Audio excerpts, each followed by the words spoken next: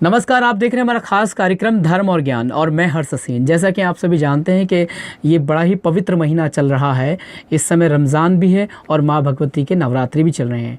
वहीं ईसाई धर्म के अंदर भी रोज़ों का सिलसिला बदस्तूर 40 रोज़े रखे जाते हैं और 40 रोज़े चल रहे हैं और कहीं ना कहीं बड़ा ही पवित्र महीना माना जा रहा है।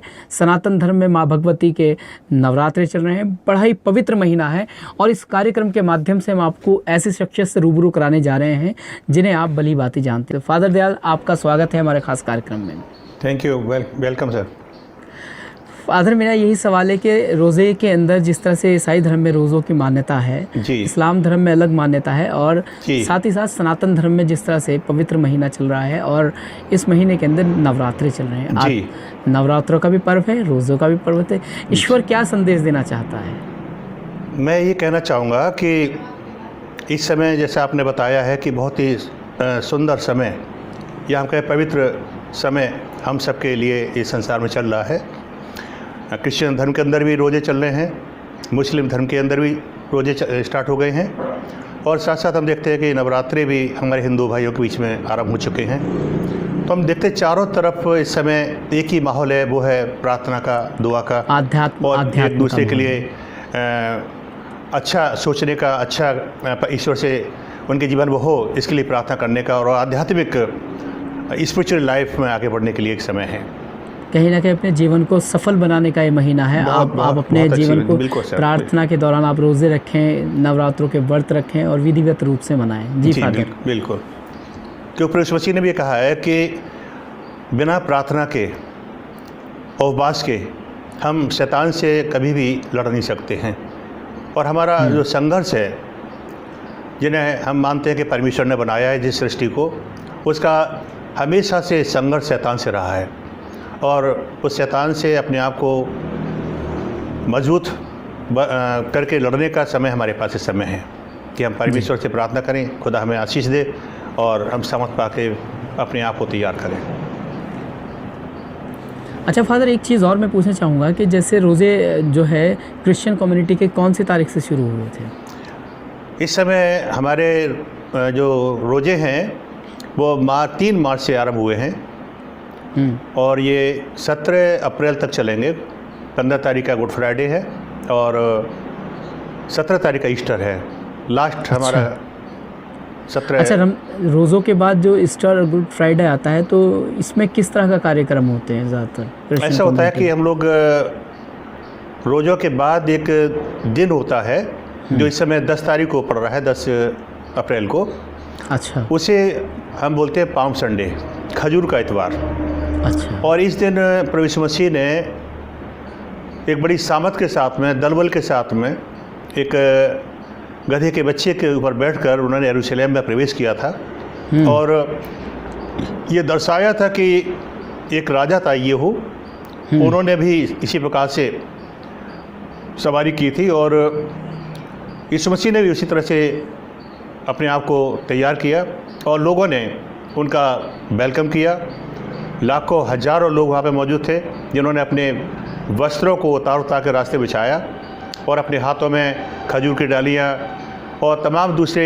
अच्छा, कदम को नीचे नहीं रखने दिया। हाँ, बिल्कुल नहीं। पत्ते, उनके पत्ते और कपड़े अपने बिछाए। प्यार मोहब्बत का इजहार किया जी। और उसके बाद यीशु मसीह मंदिर में गए और ये दिन के बाद जो हम पाम संडे कहते हैं, खजूर रविवार कहते हैं, उसके बाद हम देखते हैं कि हमारे 7 दिन के जो दिन आरंभ होते हैं जिसे हम पैशन वीक या दुख भोग सप्ताह कहते हैं। मंडे टू हम कह सकते हैं कि फ्राइडे। हाँ जी। और फ्राइडे को प्रभु मसीह को सलीब पे चढ़ाया गया था, जैसे आप सभी जानते हैं, पूरी दुनिया जानती है। तो गुड फ्राइडे उनके बलिदान का दिन है इस प्रभु मसीह के। अच्छा।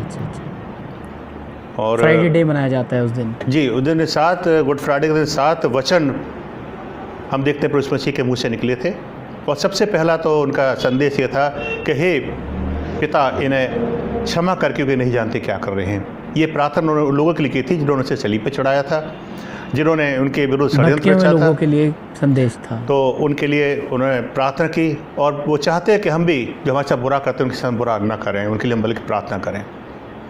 बहुत अच्छी बात है। और आखिरी बात हम देखते हैं कि उन्होंने एक बात कही और उन्होंने कहा, छठा उनका वचन था, उसमें कहा था कि पूरा हुआ, अर्थात जो परमेश्वर ने उन्हें काम दिया था संसार में, उन्होंने उसे पूरा किया।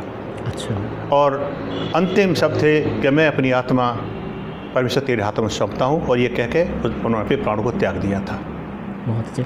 अच्छा फादर, एक चीज़ और मैं आपसे जानना चाह रहा था जी, कि रोज़े के अंदर किस तरह से क्रिश्चियन कम्युनिटी के अंदर रोज़ों की तैयारी की जाती है? क्या जिस तरह से और जगह व्रत के अंदर जिस तरह से तैयार किया कि फ़ला टाइम से फ़ला टाइम तक व्रत को खोल सकते हैं, ये चीज़ें खा सकते हैं, तो क्रिश्चियन कम्युनिटी के अंदर किन चीज़ों का ख्याल रखना पड़ता है और किस तरह से तैयारी की जाती है रोज़े रखने की?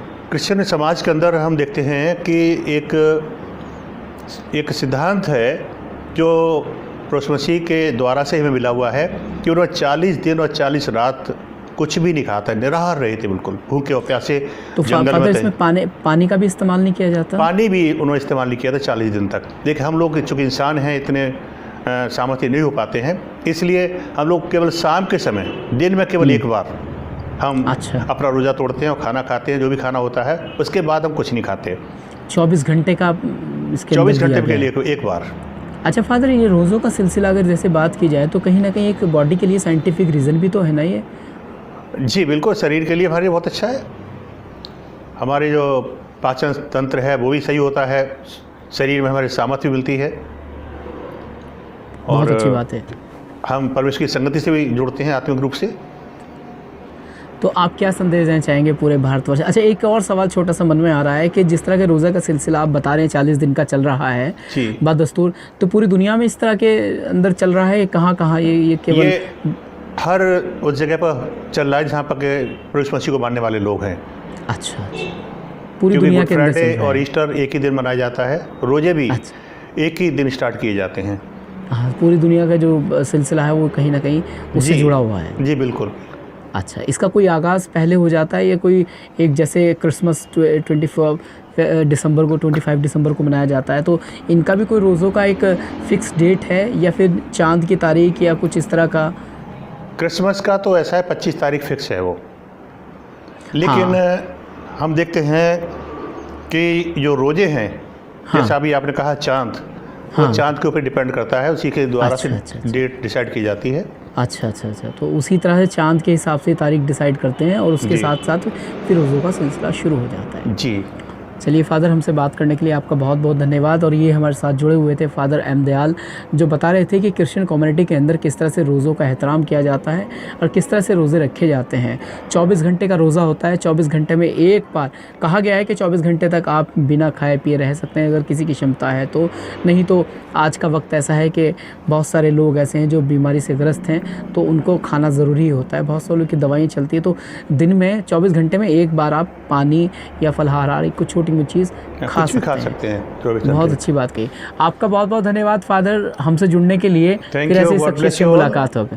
Thank you. आप सभी को भी नवरात्रि की और जो रोजे स्टार्ट हुए हैं रमज़ान मुस्लिम भाइयों के लिए, उन सब की भी आप सबको बहुत बहुत शुभकामनाएं। आपको भी बहुत बहुत शुभकामनाएं रोज़े की, रमज़ान की और नवरात्रि की।